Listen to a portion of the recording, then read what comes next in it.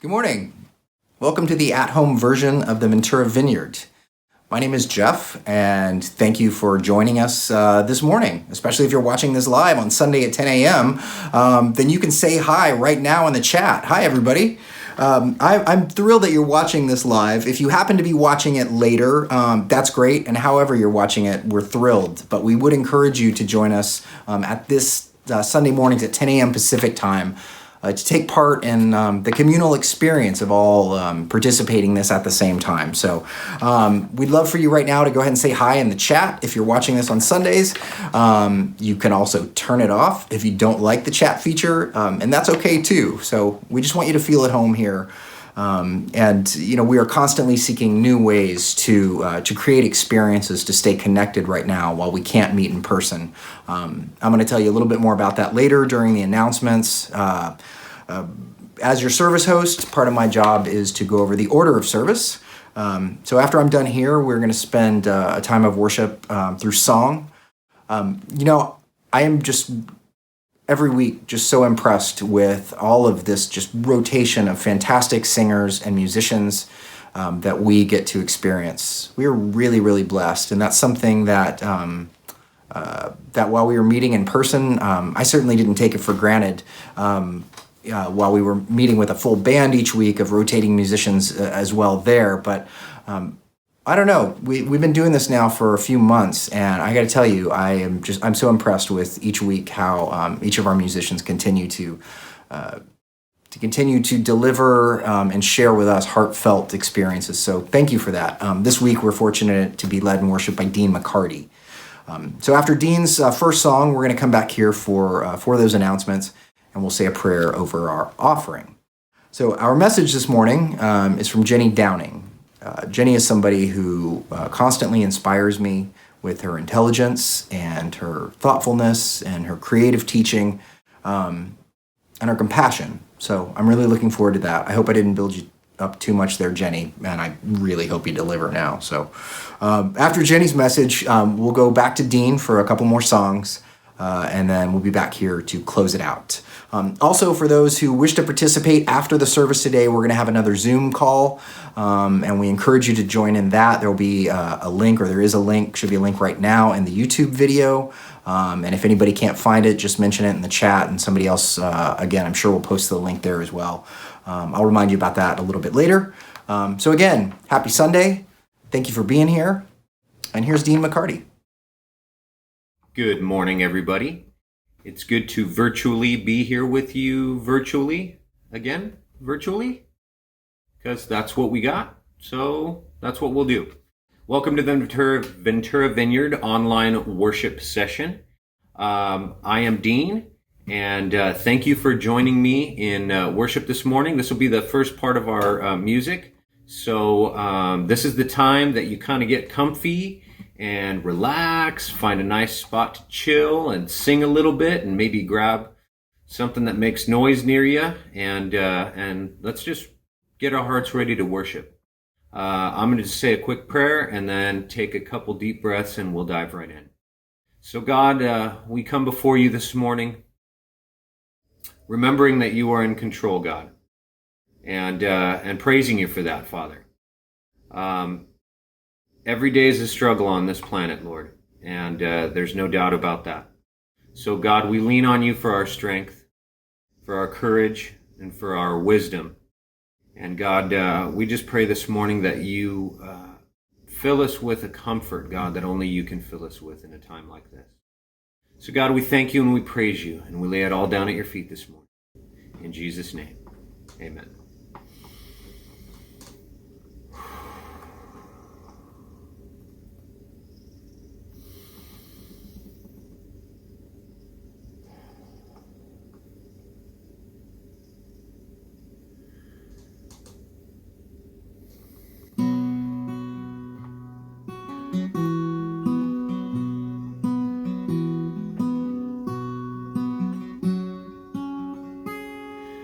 Come out of sadness from wherever you've been. Come broken hearted, let rescue begin. Come find your mercy, oh sinner, come kneel. Earth has has no sorrow that heaven can't heal.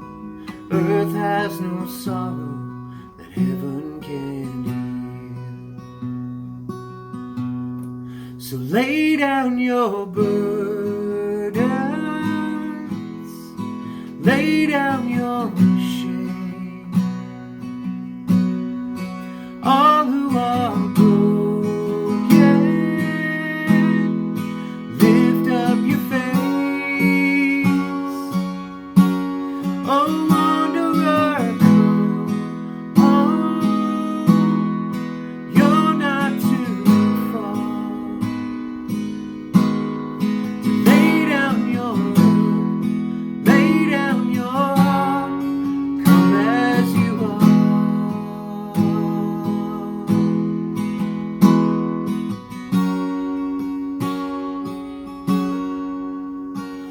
There's hope for the hopeless and all those who've strayed. Come sit at the table, come taste the grace. There's rest for the weary, rest that endures. Earth has no sorrow that heaven can cure. Earth has no sorrow that heaven can cure. So lay down your burdens, lay down your shame. All who are broken, lift up your face. Oh, wanderer, come home. You're not too far. Lay down your heart. Come as you are. Come as you are. Fall in His arms. Come as you are. There's joy for the morning. Oh, sinner, be still. Earth has no sorrow that heaven can't heal. Earth has no sorrow that heaven can't heal. So lay down your burdens, lay down your shame. All who are broken, lift up your face. Oh, wanderer, come home. You're not too far. So lay down your heart. Come as you are. Come as you are. Come as you are. Come as you are. Sing, fall in your arms. Fall in your arms. Fall in your arms. Fall in your arms. Fall in your arms. I fall in your arms. I fall in your arms. Say, we come as we are. We come as we are. We come as we are. We come as we are. There's joy for the morning. Oh, sinner, be still. Earth has no sorrow that heaven can't heal. Earth has no sorrow that heaven can't heal.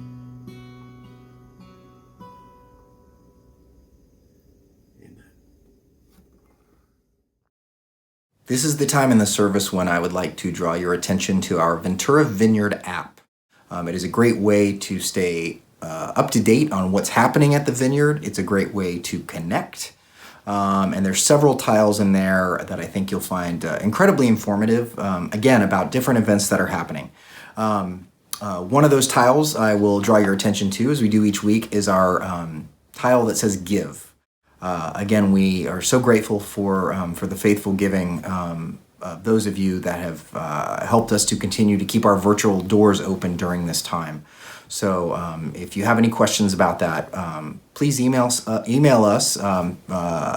You can do that directly. You can do that through our website. You can do that through the app. There's several ways to get in touch. If you have questions on how to do it, I'm sure you could ask somebody in our chat right now. But again, thank you for those of you for your faithful giving during this time. Again, there's several other tiles in there with information. I want to go over a couple things happening right now. Again, we mentioned it last week. If you are a part of our Ventura Vineyard community Facebook group, we've been talking about it there, but it's coming up August 14th, our back to school family movie night. Back to school is a little different than back to school is most years, but come the following week, I have a feeling those kids, my own included, are going to want to start sleeping a little bit longer and doing anything else but digging into schoolwork. So that's going to be, that's going to be a challenge in front of all of us parents out there. But we want to spend the Friday before that week together. We're doing another drive-in movie night.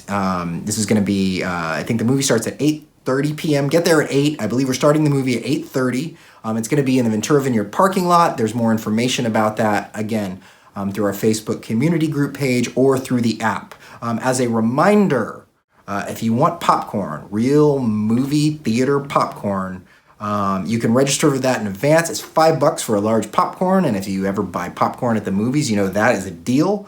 You can go to the event in the app, or you can click the link that we will have, I believe, in our YouTube video today as well to register. So if you want popcorn, get it in advance. Let us know. This will be first come, first serve basis for best parking for viewing the movie outside. By the time you are hearing this, perhaps the movie has been decided. I don't know. Who can say? Last I saw, The Neverending Story was just edging out the movie that I can't remember right now that was just behind it. And I think in third place was The Shining, and Platoon was right behind that. No, that's not right? Whatever the case, it's going to be a family movie, so please go vote for it right now if you're going to attend that. So that's coming up Friday, August 14th, 8 p.m., Ventura Vineyard parking lot. We hope you're there. And something else I wanted to tell you about right now, I'm going to turn it over to Richard Sockel with a special announcement this morning. This is a very special group called Alpha that Richard will be leading starting in September, and I will let Richard tell you about it himself. Greetings, my name is Richard Sockel. I'm one of the elders and pastors here at the Ventura Vineyard. I'm bringing you a special announcement about the online Alpha coming to the Vineyard in September. Because of the pandemic, social distancing has meant social isolation for so many people we know, including family, friends, and coworkers. Vexing problems in the world have led to major changes, upset, and even trauma. With these challenges, many people are asking big questions about life and meaning. The Alpha course is a perfect venue for that exploration. So if you ever wanted to share your faith in Jesus but didn't feel that you had the words, or it wasn't the right time or the right place, invite that someone to Alpha. In the online Alpha course, 7 p.m. Wednesdays, starting September 2nd, participants will have an opportunity to enter into a safe, fun, and non-judgmental virtual space using the Zoom platform where all questions are welcome and no opinion is off limits. This virtual space will be free of charge to participants, and each 90-minute online session We'll have a time of socializing, a talk, and small group discussion where important questions on everyone's mind will be discussed. So register online today or invite someone to register online using the Ventura Vineyard app or using the website www.venturavineyard.org. So for more about the Alpha course, to decide if it's for you or for someone you know, watch this short video from Alpha. And thanks for watching.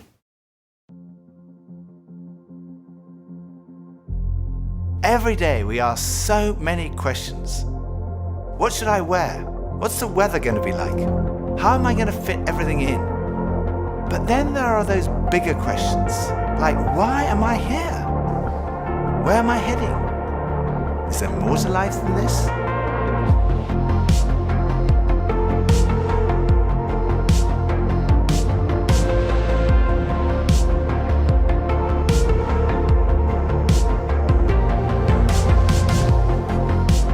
I had arrived at an answer to the most important issue that we humans ever deal with. Is there a God? And I had arrived there without ever really looking at the evidence. And I was supposed to be a scientist.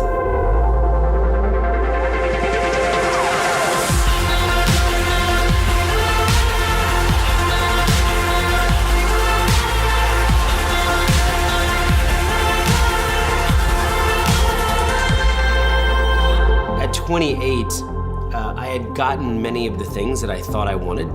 My girlfriend was on the cover of magazines, I had a Beamer, and I was so unhappy. It was a realization maybe that I would never find happiness where I was looking for it.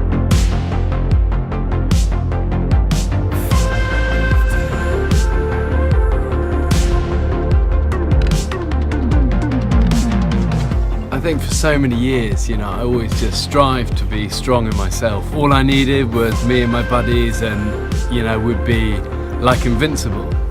But the truth is, none of us are.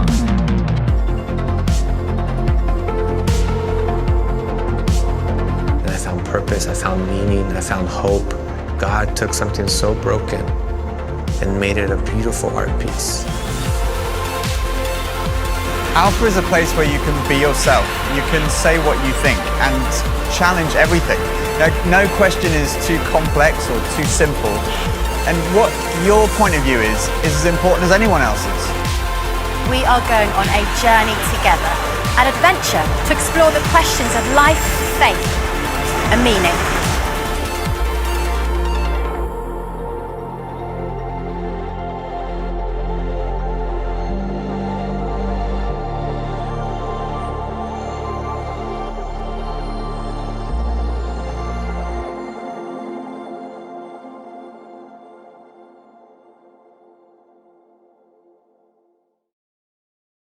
Thank you for that, Richard.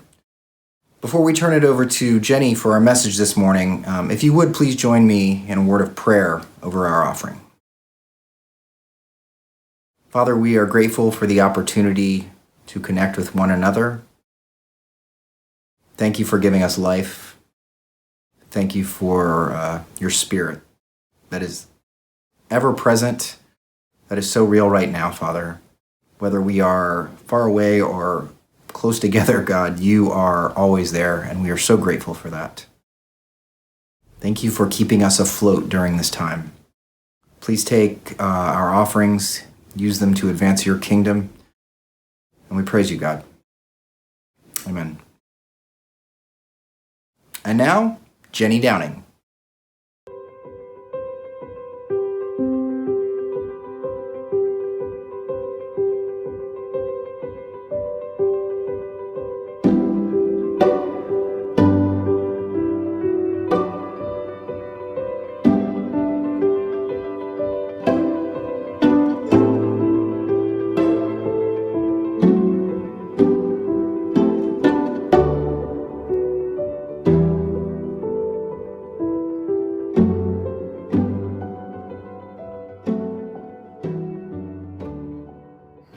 Good morning.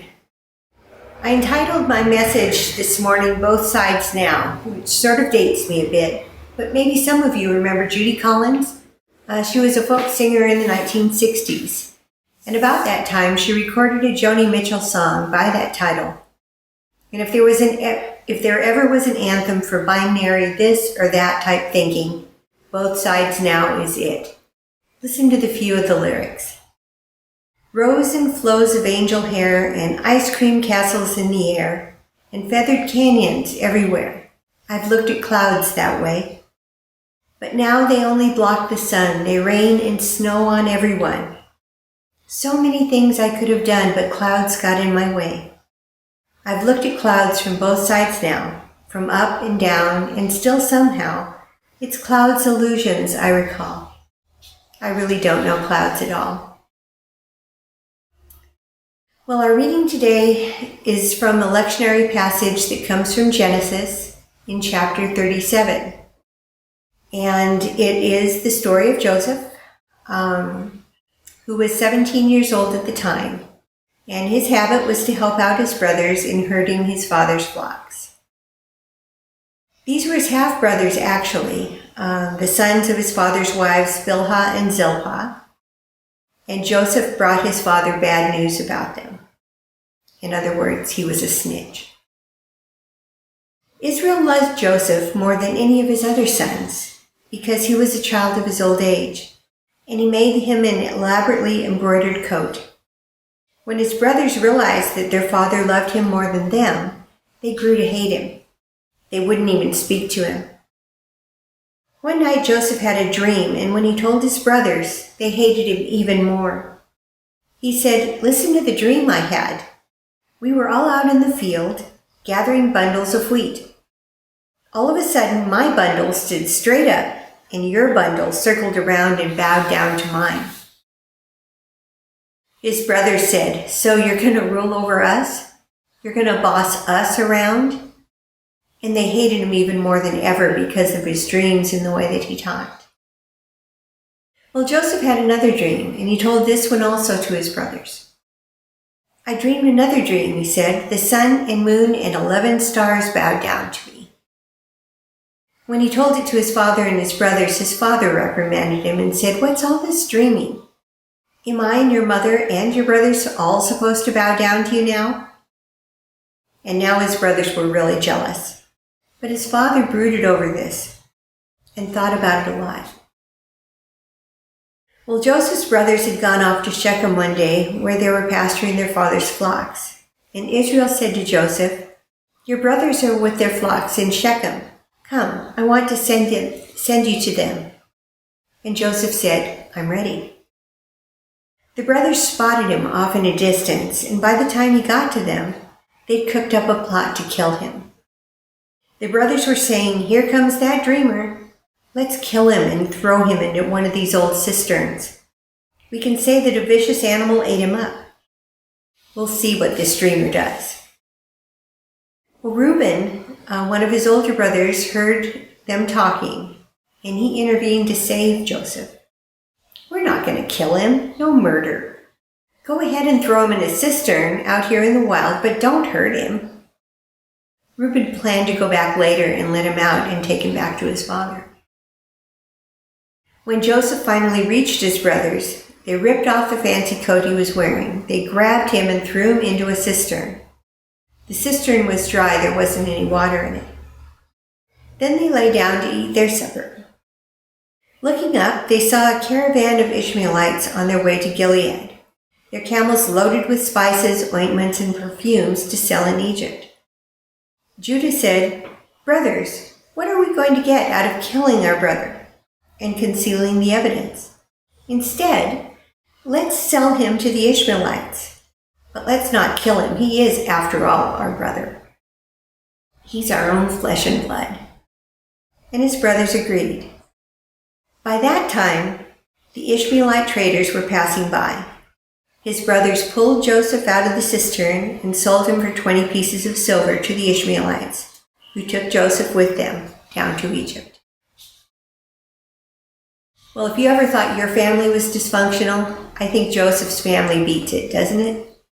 But even so, I have a particular love for this story, because it played an interesting part in the lives of the Downings, and in fact, it was one of our finest parenting moments, if I do say so myself.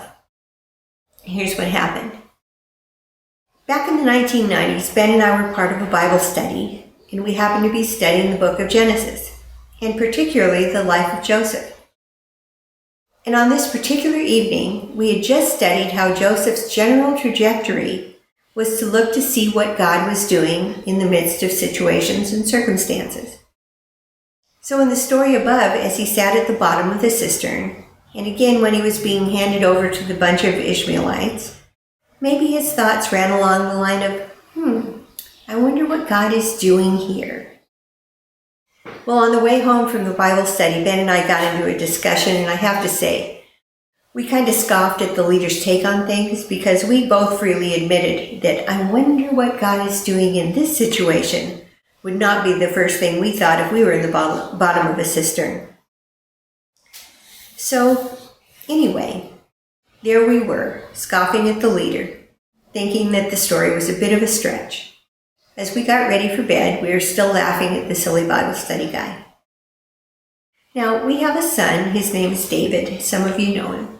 And at the time, David was a music major at Citrus College. And frequently, he was out late on for various performances. This particular day, his car was in the shop, so he had borrowed mine, a Nissan Altima. Well, about 11 o'clock p.m., the phone rang. I answered, and it was David. Mom, I have something to tell you, but first, I'm all right. Now, every mother knows that no good comes from a conversation that starts that way. And couple that with the fact that I could tell he was really upset. What happened? I asked. Well, you know that Altima you used to have? You mean the Altima I had this morning? The one that you borrowed? That Altima? He said, yeah, that one. Well, when we got back from the concert, I went to where the Altima was parked, and it wasn't there, and there was nothing but a little pile of glass. He said, I think someone stole it. Well, I don't know what came over me. I blamed the Bible study. But I looked over at Ben and I said, hey, it's David. He says our Altima got stolen. I wonder what God's going to do with this. We looked at each other and we cracked up. Belly laughs. Could not stop laughing. Meanwhile, David is on the phone and he's trying to get my attention. Mom, I'm serious. The car got stolen. It's gone. Through the laughing and tears, I'm like, yeah, I got it. And I kept laughing more and more. Okay, now David is mad. He's obviously screwed up his courage to make the phone call. He rehearsed how to break the news so that we wouldn't be too upset. He anticipated every possible reaction. And with the help of probably a gallon of adrenaline, he finally summoned up the courage to make the call. And now we're laughing at him. He was furious and he let me know it. And I listened for a while. And then the thought occurred to me, hey, I hold the moral high ground here. So I stopped him and I reminded him that there were teenagers all over the country who would kill to have parents who were as cool as we were and who would take this kind of news as calmly as we did. Well, I hope that he finally agreed with me, but by the time we picked him up, he was pretty spent. Well, okay, cars are just cars and insurance is made for situations like that. The story is longer, but the rest of it isn't relevant to Joseph. So we'll stop it there. Back to Joseph. Whatever he was thinking in the cistern or on the way to Egypt, the Bible study teacher probably had it right, because Joseph's trajectory was to look to God to see what his perspective of circumstances were. And that brings us to the topic for today, looking at our circumstances in a non-binary, third way. A very wise man named Bob Harper, perhaps you've heard of him, once gave a great illustration on how to look at circumstances. As he put it, we tend to look at circumstances similar to how we look at the stock market. Today it's up, tomorrow it's down, and so on.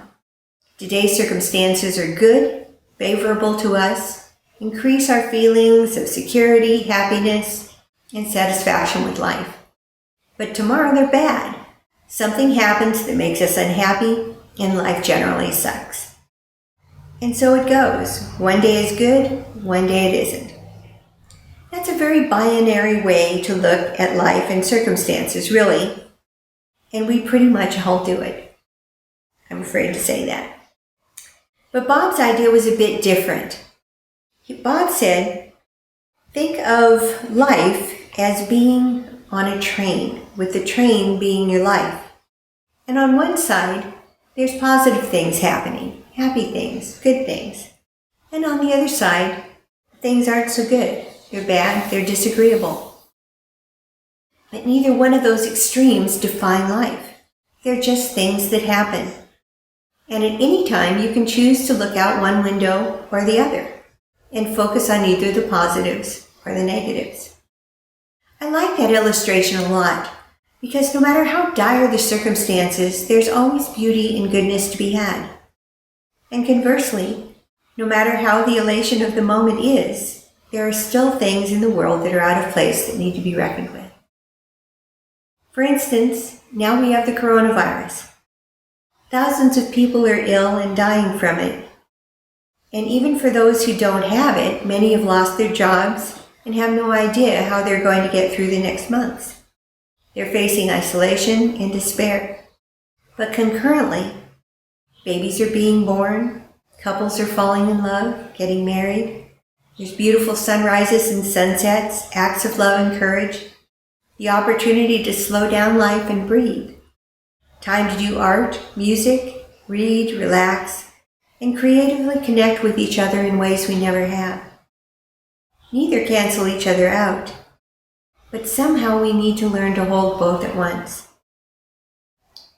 So how do we look at circumstances in a third way? Well, you've probably seen these car decals, the not of this world ones. I always sort of giggle because generally you see them on really nice cars. I don't think I've ever seen one on a beater car, but that kind of illustrates my point. We may not be of this world in one sense, but in another sense we most definitely are. In the mid-1600s, a group of Scottish and British theologians got together to assemble a catechism for the purpose of instructing their parishioners on the faith. What resulted was the Westminster Catechism, which was built on a number of questions and answers. 107 questions to be exact, and that is just the shorter version. The questions center on many subjects, such as God is creator, Christ the Redeemer, the doctrine of original sin is thrown in there, the Ten Commandments, and various sacraments.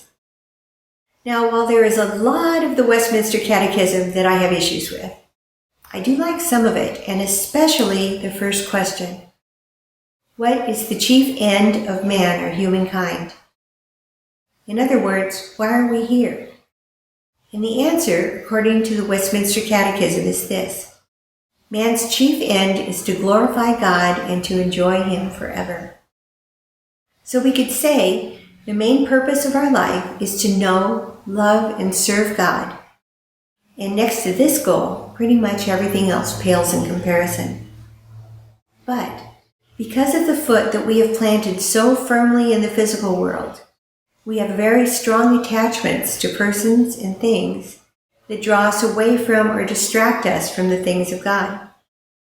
In fact, we tend to have things completely backwards. Our natural tendency is to be indifferent to God and very attentive to the things that make us happy and feel good, when it should be just the opposite. We should be attentive to God and hold all else very loosely. Ignatius of Loyola was a Catholic follower of Christ, and he put it this way. We must make ourselves indifferent to all created things as far as we are allowed. Consequently, we should not prefer health to sickness, riches to poverty, honor to dishonor, a long life to a short life. The same holds for all other things. Our one desire and choice should be what is more conducive to the end for which we were created. Indifference. That is not a word that one generally associates with Christianity, and it comes kind of with the connotation of meh. But I'd like to look at it a different way when we look at it with respect to our circumstances. Ignatius would say that with respect to your spiritual life, a circumstance is not good or bad in and of itself, but rather a circumstance's value lies in where it takes you. So here are some questions you might ask yourself. Does it draw you towards or distract you away from God? Does it feed your soul or feed your ego? How do I judge whether a circumstance is good or bad? Do I base my judgment on what is good for me or on what fruit the circumstance produces in me? Let me say that one again. Do I base my judgment on what is good for me or what fruit the circumstance produces in me? If the circumstance is unpleasant, what does my resistance toward it tell me about myself? And finally, what am I holding on to for security, hope, satisfaction of my longings? If asked the question, what are you to be looking at? The writer of Hebrews would categorically state, fix your eyes upon Jesus. But the writer goes further. Not only are you to look at Jesus, you're also to remember what he did, what he endured, and this will help you not to grow weary and lose heart in the face of adverse circumstances. I believe fixing our eyes on Jesus is great advice anytime, but especially now in this uncertain climate in which we live. Today more than ever, the question, what are you looking at, is critically important to keep at the forefront of our mind and in our heart. The circumstances around us are very real. The situation is tenuous at best, but there's also a greater reality, the reality of love, care, wisdom, and power. And there's Jesus. Jesus will not necessarily change our circumstances, nor rescue us from the calamities of life, but he will be there with us through it. And as we fix our eyes on him, recalling to mind what he himself endured, this will fortify us and enable us not to grow weary and lose heart. This doesn't mean you don't feel the pain of what you're going through, but even in that, you can bring your focus to Jesus. In these troubled days when the wind and the waves of fear and uncertainty are all around, asking ourselves, what am I looking at? Am I looking at the fear, or am I looking at God? This can be a life-giving spiritual discipline. And an honest answer to that question may very well save us from a lot of heartache, fear, and worry, because it provides us with the focus, or the opportunity, to refocus on the things that are unseen, and once again fix our eyes on the Lord, the author and the perfecter of our faith. So I have an assignment for you, should you choose to accept it. It will be posted somewhere on this site for you to grab, just so you don't have to write it all down under the sermon notes. So here it is. Number 1, for the next week, only post comments on social media that are designed to bring shalom. Avoid or ignore confrontational posts, and choose neither to initiate them or respond to them. If you want to go for a bonus point, take a week-long fast from social media. There's just not all that much on it right now to feed your soul. Second, when reading the news or listening to conversations, notice what triggers you and consider why it makes you feel the way you do. For instance, when you read or hear something that makes your blood boil, pause and consider what feelings lie beneath the surface that just got pinged. Now, last week, if you watched the service, you probably saw some of the comments on the side. And somebody challenged me to bring an artichoke into this particular sermon today. And for a while I was a little worried that I wasn't going to be able to do it because I'm a bit competitive and I was fully intentional of meeting the challenge and beating it. So here it is, artichokes. I've always been impressed with the first guy who had the vision to look at an artichoke and see a meal out of it. I don't know what he saw, but clearly he saw that there was something deep inside that was worth the trouble. It was worth it to peel back the layers and to scrape out the little hairy, I don't know what you call them, but the icky part that you don't eat with the artichoke, to get to the good stuff. The good stuff was underneath. And what lies beneath is always a good question to ask.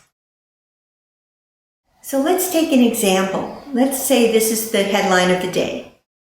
Coronavirus spirals out of control, and it could be a year before things are really back to normal, if ever. Well, maybe my thoughts are something along these lines. The government is totally mismanaging this. Or, we're not getting the full story. Or, nobody has the right to tell me how to live. A lot of social media stops right there. But my challenge is, let's take it another level down. Let's look at the feelings that are driving those thoughts. Maybe the feelings are, I don't know who to trust anymore. I feel out of control and I'm angry. But then the next important thing and the most important thing is one layer below that. What is driving your feelings? What makes me insecure, not knowing who to trust? What makes me feel out of control? What makes me angry? Maybe it boils down to this. I'm afraid. Now that's something that we can bring to the Lord. Because we don't want that level of feeling to be running our lives and to determine how we react to things. Most of what we see on social media is pretty surface. And I think it really benefits us all, readers and writers, to take a moment and consider what is beneath what I'm feeling. Well, we're all going to be tempted to get sucked into the fray, aren't we? It happens to us all. So here's what I want you to do when that happens. When you get sucked into it, swear. Bet you didn't see that coming. Well, swear is not just words. Swear is, has a word starts with an A. Anyway, the thing where you have a letter and then it means something in another letter. It'll come to me in a minute. So the S in swear is for stop. Just stop. The W is for wait and breathe. E, elevate your perspective. Consider what you're looking at. A, attend to that small voice within. And R, refocus your attention in a positive way. Swear. You heard it here. Your fourth assignment is a little harder. Pick someone in your life whose philosophies, theologies, or political leanings run exactly opposite to yours. Determine to find common ground. Look for it. You'll find it. And then use that commonality as a springboard to begin to rebuild a relationship, apart from your differences. Be a peacemaker. And last, at the end of the week, spend some time thinking about how these assignments made you feel. Maybe they made you feel more at peace, and if so, by all means, you're free to continue to do them. Maybe they were hard for you, and if so, spend some time thinking about why that might be. What lies beneath, again, that question, what lies beneath the resistance that God might want to touch and heal in you? The circumstances of life are spiraling out of control these days, there's no doubt about it. But rather than get caught up in the whirlpool, we have the option of stepping aside for a moment to think, to consider, to invite God into the midst of it, and to seek refuge in Him. To look at circumstances from His perspective, rather than our own very narrow ones. We can't choose the circumstances that surround us, but we can choose how we respond to them and whether or not to let them direct our path. We can choose to see beyond how they make us feel, to allow the circumstances to illuminate what's going on inside of us that may need to be confronted or brought into the light. We can choose to be agents of shalom, and instead of reacting to someone's comment and trying to set them straight, we can listen to them with love and compassion. We're living in turbulent times, but not more so than what the first century Christians endured. And in those turbulent times, the disciples didn't focus on the circumstances. They chose a different way, a third way. They focused on Jesus, and they focused on their love for one another, as Christ had loved them. And I believe those two truths are relevant and applicable to today. In fact, as Christ's image bearers, I believe that is how we are called to face circumstances that surround us. It's our job to bring peace and shalom to a world that's starving for it. In conclusion, I'd like to leave you with a verse from John 15, verse 12. It pretty much covers it all, I think. My command is this: love each other as I have loved you. Thank you.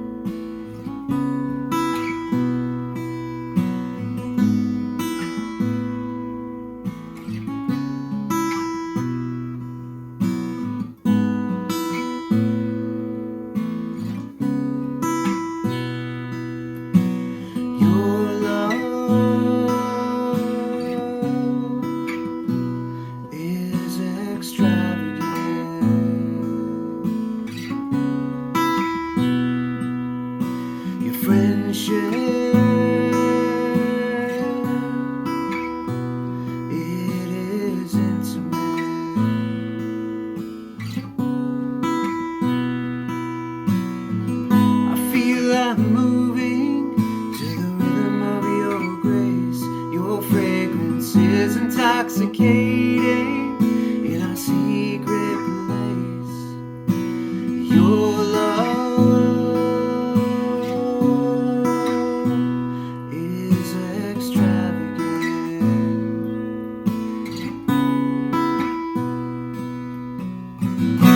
Spread wide in the arms of Christ. It's a love that covers sin.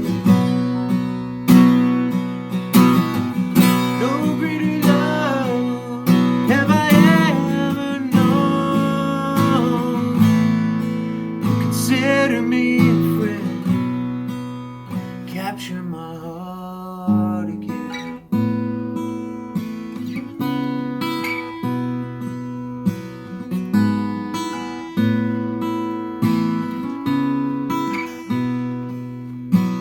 Your love is extravagant.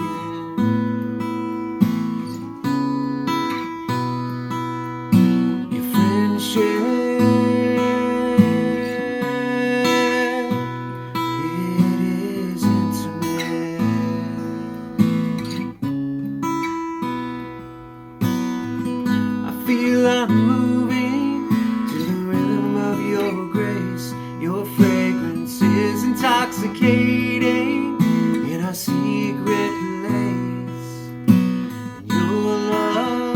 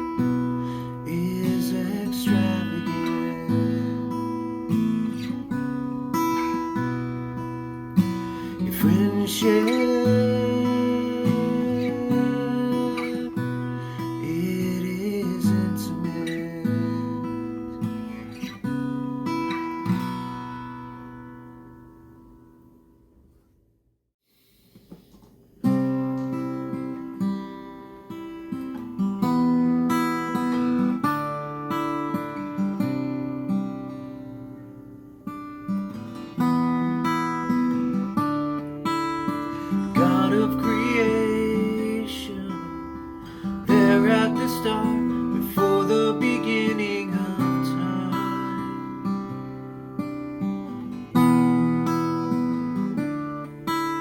With no point of reference, you spoke to the dark and fleshed out the wonder of light.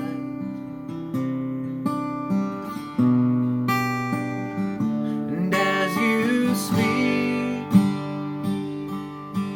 100 billion galaxies are born. In the vapor of your breath, planets form. If the stars were made to worship, so will I can see your heart in everything you've made. Every burning star, the signal fire of grace. Creation sings your praises, so will I.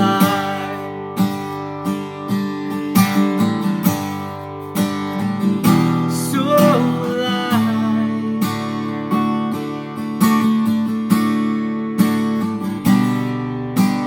God of your promise, you don't speak in vain, no syllable empty or void.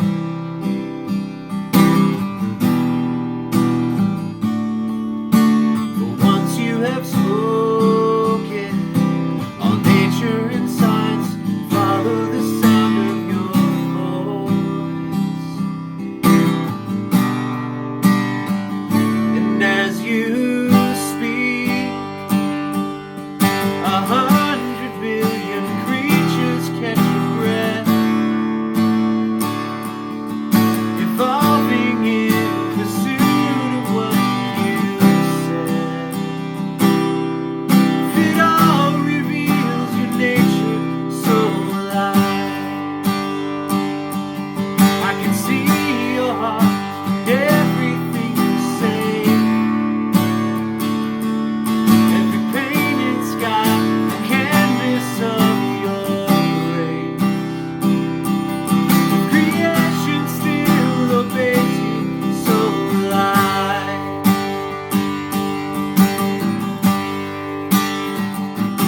So will I.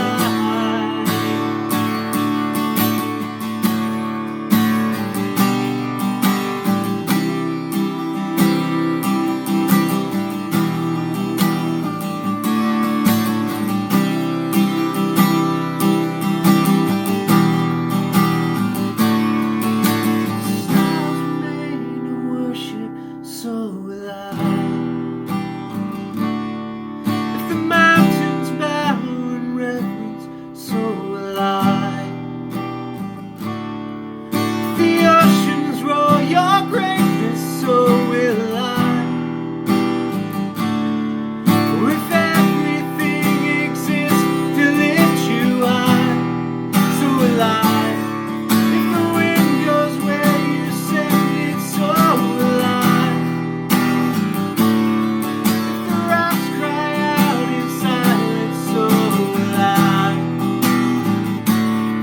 If the sum of all your praises still falls short, we'll sing again 100 billion times.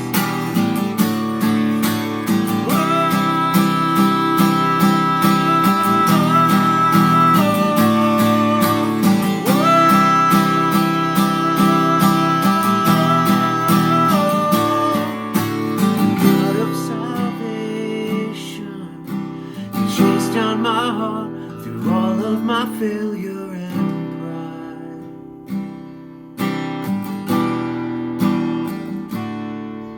On a hill you created, out of the world, abandoned in darkness to die.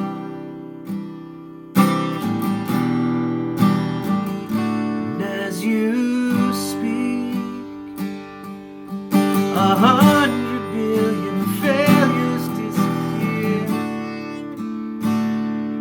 Well, you lost your life so I could find it here.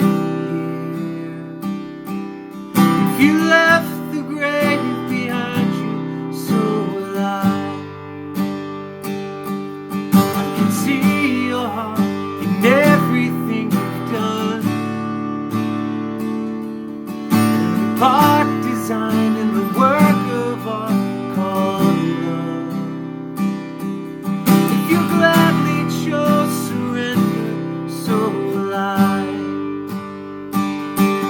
I can see your heart a billion different ways. Every precious one, the child you died to save. You gave your life to love them, so will I. Like you would again 100 billion times. But what measure could amount to your desire? You're the one who never leaves the one behind.